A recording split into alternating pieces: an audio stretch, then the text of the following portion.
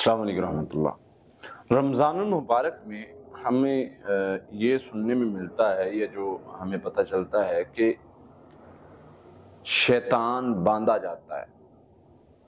جو بھی اس بات کا اس حدیث کا مطلب مقصد ہے، بعض لوگوں نے اس پر کہا ہے کہ اصل میں نہیں باندھا جاتا، لیکن اس کو کچھ کر نہیں پاتا، اس کی طاقت نہیں ہوتی۔ بعض لوگوں نے کہا کہ واقعتاً قید کر دیا جاتا ہے شیطان کو، جو الفاظ ہیں۔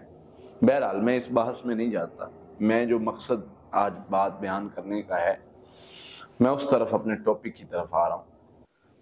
مقصد ہے کہ ہمارے نفس پر جو ہمارا قابو نہیں رہتا، ہمارا نفس جو ہم سے گناہ کرواتا ہے۔ شیطان تو بہت سارے معاملات میں ہوتا ہی نہیں ہے۔ ہمارا نفس جو ہے، نفس کسے کہتے ہیں؟ اپنے آپ کی ایسی خواہشات جو پوری کرنے پر ہم زور لگا دیتے ہیں، یہ ہماری نفسیانی خواہشات ہوتی ہیں۔ اور قرآن میں نفس مختلف کیٹیگریز اس کی بتائی گئی ہیں۔ اب جو نفس گناہ کی دعوت دیتا ہے، ان النفس لعمارۃ بالسوء وما ابرئ النفس ان النفس لعمارۃ بالسوء، میں اپنے آپ کو بری نہیں کرتا اپنے نفس سے۔ یہ قرآن میں ایک نبی کی طرف منسوب کر کے اللہ تعالیٰ بتا رہے ہیں کہ یہ ان کا قول تھا کہ میں اپنے آپ کو نفس سے بری نہیں کرتا۔ ان النفس لعمارۃ بالسوء، بے شک نفس کا کام تو گناہ کی طرف دعوت دینا ہے۔ اب اگر شیطان نہیں ہمیں چلا رہا، یا شیطان نہیں ہمیں فورس کر رہا، یا کوئی دوسری مخلوق نہیں ہمیں فورس کری گناہ کی طرف، تو پھر ہمارا نفس کر رہا ہے۔ تو اس نفس کو کیسے کنٹرول کرنا ہے؟ اللہ کے نبی صلی اللہ علیہ وسلم نے ایک دعا سکھائی،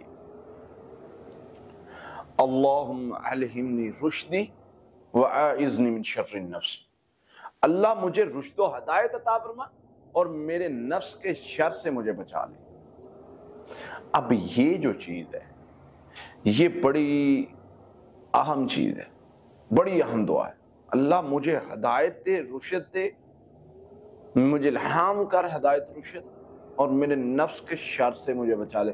اللہ سے بار بار اپنے نفس کے شر سے بچنے کی پناہ مانگنا یہ بڑی کامیابی کی طرف لے جاتا ہے، کیونکہ نفس امارہ جو ہے اس کا کام ہی آپ کو گناہ کروانا ہے، آپ کو گناہ پر لگانا ہے۔ تو ہم نے قرآن میں اللہ تعالیٰ نے جو ہے وہ مختلف جگہ پر یہ بھی ذکر کیا ہے کہ کیا تم نے اس شخص کو نہیں دیکھا جس نے اپنے نفس کو اپنا معبود بنا لیا، یعنی اپنی خواہشات کے پیچھے لگ گیا، ان کی عبادت کرنے لگ گیا، ان کی ماننے لگ گیا، اس کے پیچھے لگ گیا۔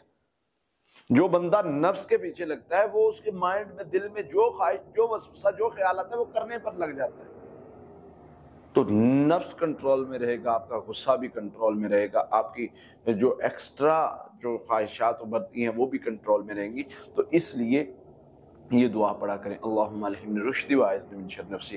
اللہ مجھے رشد و ہدایت عطا فرما اور نفس کے شرارتوں سے مجھے محفوظ فرما۔ اللہ سے دعا ہے اللہ تعالی ہمیں عمل کرنے کی توفیق عطا فرما۔